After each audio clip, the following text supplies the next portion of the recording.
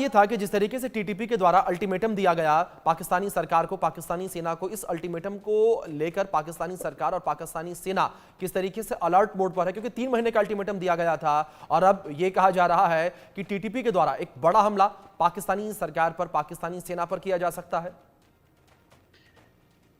देखें, टीटीपी के साथ पाकिस्तान की अवाम और पाकिस्तान की फौज को और दीगर जो फोर्सेस हैं, जिसमें पुलिस और लॉ एंड ऑर्डर की जितने भी इदारे हैं, उनको लड़ते हुए खासा टाइम हो गया है। और अगर आपने देखा हो कि 2 दिन कबल ही पाकिस्तान के जो आर्मी चीफ हैं जनरल राहील शरीफ, तो उन्होंने इसके ऊपर, इस दहशतगर्दी के ऊपर, खासकर टीटीपी के ऊपर और जो दीगर जो तंजीमें हैं, एक बड़ी बोल्ड उन्होंने स्टेटमेंट दी है कि टाइम इनफ इज इनफ। अब हम इनके जितने भी ठिकाने हैं, जितने भी लोग हैं, इन सबको हम खत्म करेंगे और ये जल्द अज जल्द करेंगे। एक टाइम लिमिट भी उन्होंने दी है कि इसके अंदर अंदर हमने इन लोगों को इनका बिल्कुल खात्मा करना है पाकिस्तान के अंदर से। तो मेरा ख्याल है कि पाकिस्तान की फौज ने पहले भी जितने भी दहशतगर्द जितने भी अनासर थे, अफगानिस्तान के अंदर भी आपने देखा कि वहां पे भी पाकिस्तान आर्मी ने ऑपरेशन किए और वहां पे भी जितने उनके ठिकाने थे वो तबाह किए। तो पाकिस्तान के अंदर यकीनन मुश्किल होती है पहाड़ी इलाके के अंदर ऑपरेशन करना या आबादी के अंदर ऑपरेशन करना, लेकिन इसके बावजूद भी सैकड़ों की तादाद में नहीं बल्कि थाउजेंड्स की तादाद में ऑपरेशन किए गए। अब आर्मी को भी पता है कि ये जो लोग हैं ये अमन को तबाह कर रहे हैं। यहाँ पे जो एक बड़ा अमन था स्वात में, वजीरिस्तान के अंदर, खासकर खैबर पख्तूनख्वा के अंदर, तो उसको दोबारा से एक जो प्रॉक्सी वार थी उसमें दोबारा से धकेलने की कोशिश की गई टीटीपी के जरिए से। तो उससे बड़ा मेरा ख्याल है कि बड़ा बेहतर तरीके से निपटने के लिए जो आर्मी है और जो दीगर इदारे हैं, जो पाकिस्तान की हुकूमत है, उससे निपटने के लिए एक बड़ी मौसर कार्रवाई भी कर रही है। और जल्दी आप देखेंगे कि मजीद ऑपरेशन जो होंगे वो बहुत ज़्यादा तेज़ होंगे और किसी भी तौर पे दहशतगर्दी को फैलाने वाला किसी भी अंसर को बाकी नहीं छोड़ा जाएगा। ये एक वाज़े पॉलिसी हमें पाकिस्तान आर्मी की और पाकिस्तान स्टेट की नज़र आ रही है। जी ठीक है राजन जी, मैं आपका रुख करूंगा। और जिस तरीके से हालात लगातार बने हुए हैं और लगातार हम ये भी देख पा रहे हैं कि टीटीपी के लड़ाकों के पास इस वक्त आधुनिक हथियार है, और अगर आधुनिक सुविधाओं को लेकर बात करें, नाइट विजन कैमरेज हैं उनके पास, साथ ही साथ ड्रोन टेक्नोलॉजी है उनके पास। ऐसी टेक्नोलॉजी किस तरीके से भारी पड़ सकती है पाकिस्तानी सेना के ऊपर, राजन जी?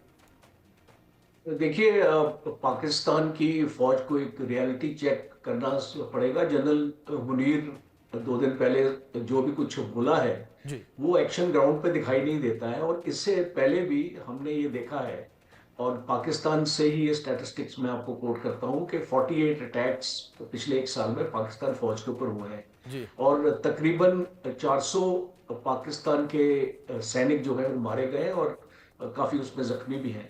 तो जो रियलिटी हम पाकिस्तान में देखते हैं कि पाकिस्तान आर्मी, चाहे वो बलूचिस्तान हो जहां पे बीएलए है और खैबर पख्तूनख्वा हो जहां पे टीटीपी का एक डोमिनेशन है, वो इन 2 एरियाज को कंट्रोल नहीं कर पा रही। आप जानते हैं पाकिस्तान में एक बार फाटा होता था, एक रीजन होता था इनका, अलग से होता था, उसको मर्ज किया गया खैबर पख्तूनख्वा में इसी चीज को कंट्रोल करने के लिए। पर शायद उसके बाद भी पाकिस्तान फौज को सक्सेस नहीं मिला और हमने फिर बीच में मसरूर एयरबेस के ऊपर अटैक अभी देखा। उससे पहले 2023 में एक पाकिस्तान के एयरबेस में अटैक हुआ था जिसमें जो पुख्ता रिपोर्ट्स हैं उसमें 16 हवाई जहाज नष्ट हुए थे। पाकिस्तान गवर्नमेंट की तरफ से 4 का फिगर दिया गया। तो अगर हम इंसिडेंट्स को देखें, और चाइनीज इंजीनियर्स के ऊपर भी अटैक हो रहा है, क्वेटा में हुआ और आपके जो इसको ग्वादर पोर्ट में हुआ। तो हम जब ये देख रहे हैं कि चाइना की गवर्नमेंट ने अपनी खुद की एक प्राइवेट आर्मी अपने सिक्योरिटी के लिए रखी है और पाकिस्तान आर्मी पे उनको कोई भी कॉन्फिडेंस नहीं है, वो इसको सुरक्षा नहीं दे पा रही है। तो इसका एक चीज साफ है कि पाकिस्तान आर्मी जिस स्ट्रेटजी के साथ लगी है, इनको कन्फ्रंट करने के लिए वो स्ट्रेटजी इनकी कामयाब नहीं हो रही। और इसीलिए ये पाकिस्तान चीफ एक बाहर के मुल्क में जाके स्टेटमेंट देता है कि हम इनका खात्मा कर देंगे, हम इनको छोड़ेंगे नहीं। तो वो किस चीज का इंतजार कर रहे हैं? और ये जो आपने ओपनिंग अपना नैरेटिव दिया है कि इनके जितने भी बिजनेस हाउसेस हैं, खास तौर पे पाकिस्तान की आर्मी एक फौजी फाउंडेशन चलाती है और जी एक आर्मी वेलफेयर ट्रस्ट चलाती है। जी ये फौजी फाउंडेशन के अंडर इनकी पूरी इंडस्ट्रीज काम करती हैं। आपकी लॉजिस्टिक नेशनल लॉजिस्टिक कंपनी है, फ्रंटियर वर्क्स ऑर्गेनाइजेशन है, फौजी फर्टिलाइजर्स जी कंपनी है। तकरीबन $100 बिलियन का इनका एक सेटअप है जो ये जी पाकिस्तान इकोनॉमी को कंट्रीब्यूट करते हैं। और जो इसको अंदर की रिपोर्ट्स हैं कि इसमें से जो भी ठीक है रेवेन्यू मिलता है ठीक वो है उनके सर्विंग जनरल्स को भी जाता है। ठीक इसलिए है आप देखेंगे कि ठीक है, हर मतलब एक राजन जी, ये पाकिस्तान एक बड़ी चुनौती जनरल। लगातार यहाँ पर पाकिस्तानी सेना के लिए बनी हुई है, जिस तरीके से आपने जिक्र किया। अहमर जी का रुख करूंगा मैं। अहमर जी, अगर बात बलूचिस्तान को लेकर की जाए तो बलूचिस्तान के मुद्दे और टीटीपी की हिंसा को आप अलग अलग मानते हैं या कहीं ना कहीं दोनों को आप एक नजरिए से देखते हैं? देखें, हमारा दुश्मन एक ही है। जी हमारे बलोचों की जो मूवमेंट है वो सेकुलर है, और जो तहरीक तालिबान पाकिस्तान है वो रिलीजियस है। लेकिन जी इस बात में तो हम जी एक हैं कि ये जो जनरल आसिम मुनीर जो कुरान का हिफ्स किया है, लगता है ये कुरान जो है बीजिंग में छपी थी। अब वो तहरीक तालिबान पाकिस्तान वाले कह रहे हैं कि भाई आप वो कुरान हिफ्स करें जो पेशावर में छपी है। जी समझ रहे हैं? तो ये पश्तून जो है जनरल आसिम मुनीर से कहीं ज्यादा बेहतर मुसलमान है। ये जो आप इनके साथ आप इनके खिलाफ जिहाद कर रहे हैं, आप पश्तूनों के खिलाफ जिहाद करके कामयाब नहीं हो सकते हैं। हमने तो देखे फैसला किया हुआ है, हम तो इनको नहीं छोड़ेंगे अपने इलाके में। और ये हमारा इलाका जो है पूरा बलूचिस्तान सूबा ही नहीं है, बल्कि इसके साथ ईरान सिस्तान वो बलूचिस्तान भी है। हमारा अफगानिस्तान में जो बलूच इलाके हैं, सादन सिंध में है, सादन पंजाब में है, हमारा सिंध में है। जो भी बलोच इलाके हैं, जो बलोच मेजॉरिटी जिप कोड है, वो नो गो एरिया होगा पाकिस्तान के फौजियों के लिए। जी ये फौज जो है मर्सनरी फौज है। ये आप देख लें, इसके ये अब जो है अल्लामा बनने की कोशिश कर रहे हैं। आप अल्लामा कहां से बने हैं? आपकी ज़हनियत देख ले। आप अपनी तारीख से नहीं सीखते हैं। आप जो है 3 साल के थे जब आपके फौजियों की पतलूनें जो है ढाका में उतारी गई थी। आप वो सारी चीज भूल रहे हैं। दोबारा आप कह रहे हैं कि ये 2 नेशन थ्योरी, ये कहां का चलिए बकवास आप जो है अहमर बार जी, बार मतलब लाते हैं। आप दुश्मन एक ही मानते हैं कि टीटीपी और जो बीएलए है उन दोनों का दुश्मन एक ही है। मीर साहब का रुख करूंगा मैं। बिल्कुल बिल्कुल। मीर साहब, आपने अपने साथी पैनलिस्टों को सुना होगा कि, और दूसरी ओर मीर साहब, एक बड़ी बात जो लगातार निकलकर सामने आ रही है, ये कहा जा रहा है कि जो टीटीपी के लड़ाके ये कहते नजर आ रहे हैं कि जो पाकिस्तानी सेना के द्वारा बिजनेस किया जाता है उस बिजनेस को हम अब टारगेट करेंगे, उस व्यापार को हम टारगेट करेंगे और उसको नुकसान पहुंचाने का प्रयास करेंगे।